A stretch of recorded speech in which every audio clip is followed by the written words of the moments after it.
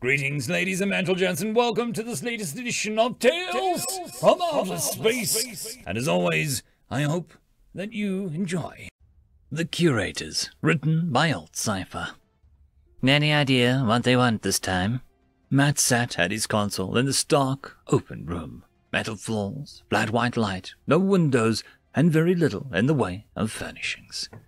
Trying to guess the motivations of Curators is like trying to hear the sound of one hand clapping over a tree falling in a forest with no one around, Daniela said. She sat in one other chair in the room, occasionally glancing over to Matt's console. But I do wish that they'd opened these portals closer to where I am. I had to cross 400 light years to get here. They can open these anywhere, right? That's what they say. I've seen them return people to planets and orbitals, drop them off right in front of their house. But when I get summoned, I have to come to this outpost. Well, they've always had a soft spot for you, Matt said. A pale yellow glow started in the middle of the open room. It turned gently pink, then became brighter. In moments, a tall circular portal with pastel shapes drifting across the surface floated millimeters above the floor. Wisps of fog rolled slowly around the edges and fell to the floor. You're right here, Matt said. Yep, Daniela replied. I'll be back shortly. Should we grab dinner tonight? I haven't had any decent pad thai since last time I was here. Sure, I'll see you then. Daniela stepped through the portal as she had so many times before and found herself on a new planet in a direction she had never determined. It was evening, with a low orange sun hugging the horizon. She was standing on a path through heavy woods and could see a small river reflecting the setting sun through the undergrowth. The air was warm and full with the smell of plants and animals. She followed the path a few dozen steps that she knew well enough to do in her sleep. Sitting on a rock, as always, was Pal. He was a small, furry biped this time, barely half a meter tall.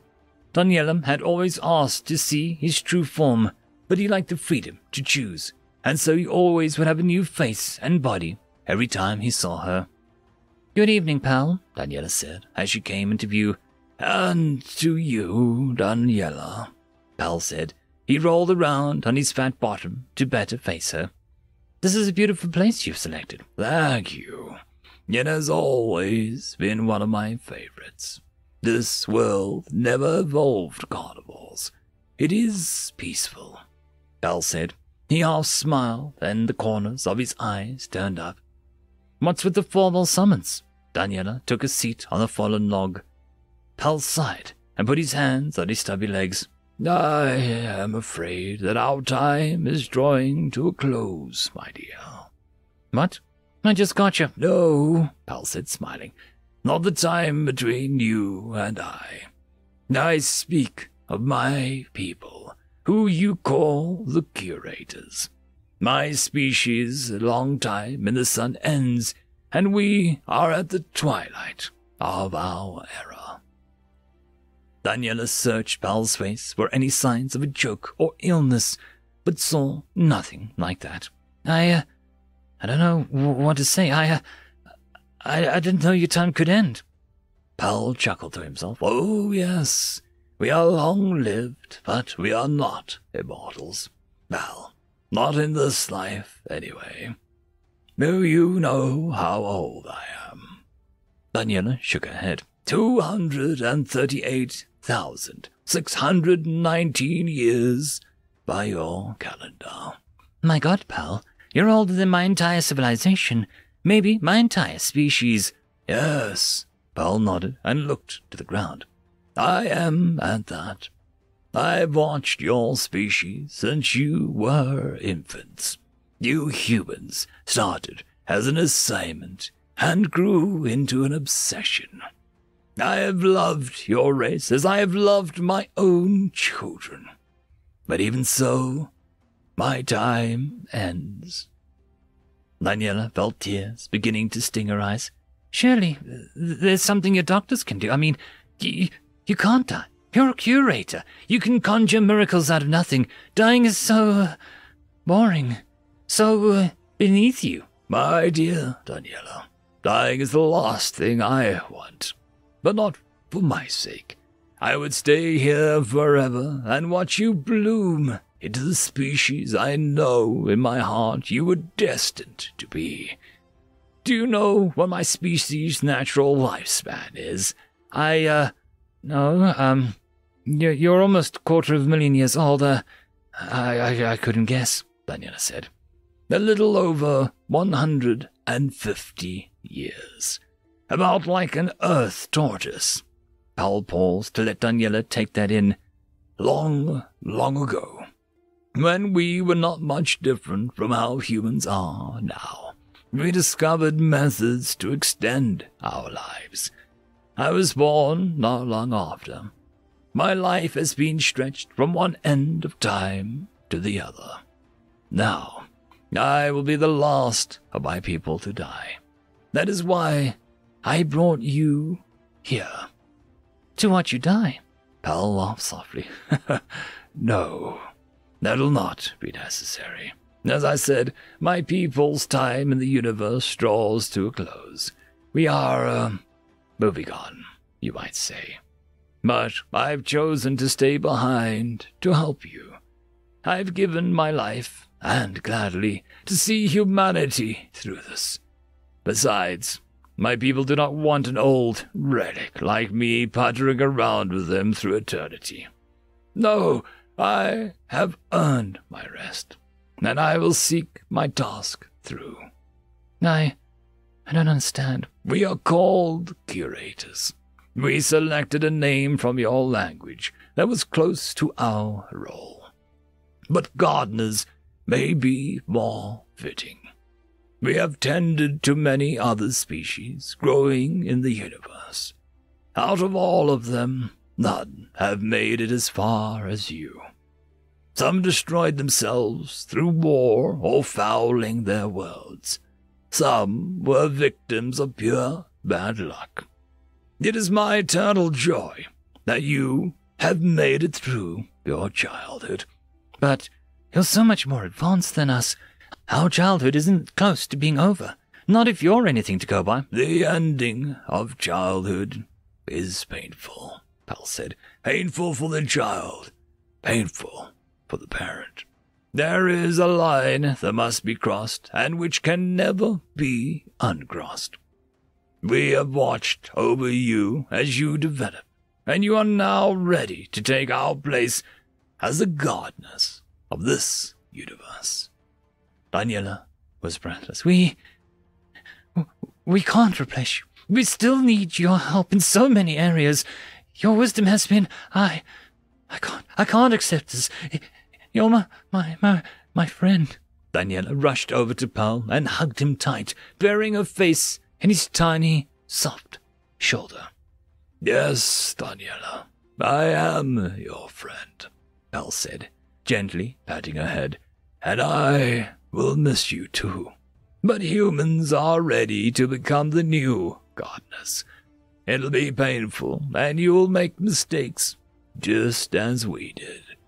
You will watch with unbridled joy and bottomless sorrow as the races you tend rise and fall. We have stayed far longer than we should have already. Gardeners must give their charges room to grow. Humanity cannot grow as long as we are here. You would be stunted. Daniela pulled her tear-stained face from Pearl's shoulder. I feel like a baby bird being pushed out of the nest. An apt description. You must learn to fly on your own. No one can learn that for you. What is it that you expect us to do exactly? My species is the 8th we know of which has taken this role. You will be the 9th. The original Curators were the first sapient species to evolve after creation. They looked throughout the cosmos and found themselves alone. They were despondent, an ever-growing universe with only a single spark of intelligence in the void. They found ways to extend their lives and discovered wondrous technologies. Eventually, they stumbled across another intelligent species, much younger and much simpler, but intelligent nonetheless. The first curators watched over them and tried to uplift them, taught them science and mathematics, gave them rudimentary technology. Rudimentary by the standards of the first creators, mind you. The nascent species destroyed themselves in a firestorm of war and anger. It was like giving a child a bomb. The first curators were heartbroken. Thus began the first rule. Younger species must grow on their own. To give them knowledge they have not earned will only lead to suffering. That is why you never shared anything with us, Daniela said. Yes, Bell said. Although my species once tried to circumvent the first rule, and it ended nearly as badly as for the first curators. We were arrogant and thought we knew better than our predecessors. It seems every generation of curators must learn the rules for themselves to respect them. What about the Greystone event, when you diverted the gamma ray burst away from Earth? Thus, we come to the second rule. Nature is heartless and uncaring, but we need not be. Stopping a natural phenomenon from exterminating a sapient species is no crime. After all, we and our inventions are part of nature of this universe as well. How many rules are there? Daniela asked. Not many. The third rule is that each species must be given room to grow. The fourth rule is to search for and train your replacements that they might carry on the legacy. The rules for being a curator are simple to state and simple to learn, but onerous to follow. When you return to your station, you'll have a book that has the rules and a few things that we have learned about adhering to them. So, why have the curators at all? Surely it would be better to let each civilization grow on its own. Isn't that the ultimate expression of the first rule? Pal nodded. We have had similar debates amongst my people long ago. This entire universe has been lucky. If the first curators had been cruel, all intelligent species that followed them would have been killed or enslaved. But the first curators were kind. However, of all the species they watched, only some showed the same propensity for kindness. Other species never advanced beyond tribalism and oppression. One of the tasks of a curator species is to guard against those species, the cowardly and cruel. The vital task of a curator species is to find their own replacement. That's you. We guard the universe against evil civilizations gaining control. Well, most civilizations aren't evil. I've even come to believe that individuals are not evil. But individuals and civilizations can certainly hurt other individuals and civilizations. That's what you're preventing. Intentional suffering of growing intelligent species. Good and evil. Well, we're not gods to sit in judgment over other beings. We are curators. This is a lot to take in, Daniela said. You're leaving, and we have some pretty big shoes to fill. We felt the same way.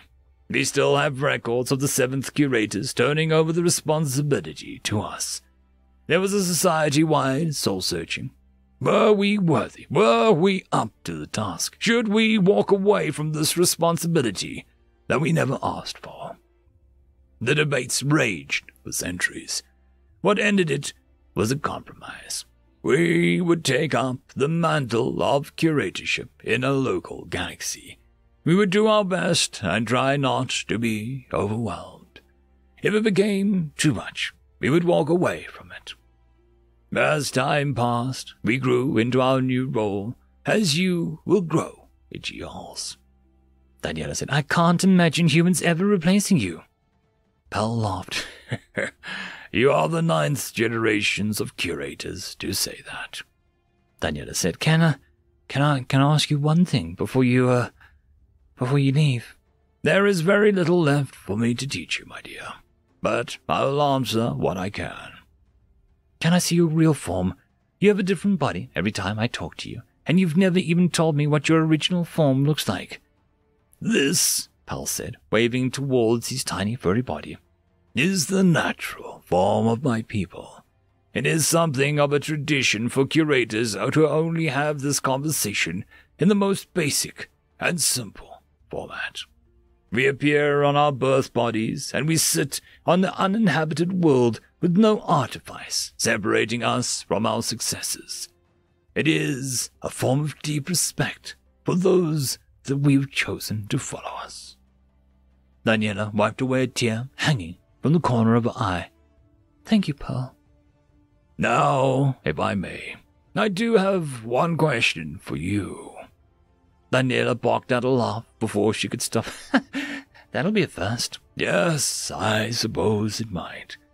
Daniela, do you think that we were good? That we fulfill our duty of guiding the intelligent species of the universe?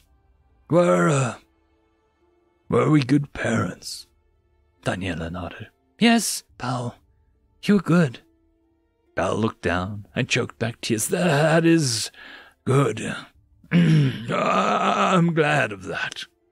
He looked back up into Daniela's eyes. Pal cleared his throat and began to speak in a formal voice. I speak to you now as curator to curator. Carry on our legacy. Have faith in yourselves as we have faith in you. Protect those weaker than you and help those in need. We turn over the guiding of this universe to humans of planet Earth. The sun is setting on our time, but a new dawn awaits. Farewell, Curator Humanity, 9th of a noble and sacred line. End of story.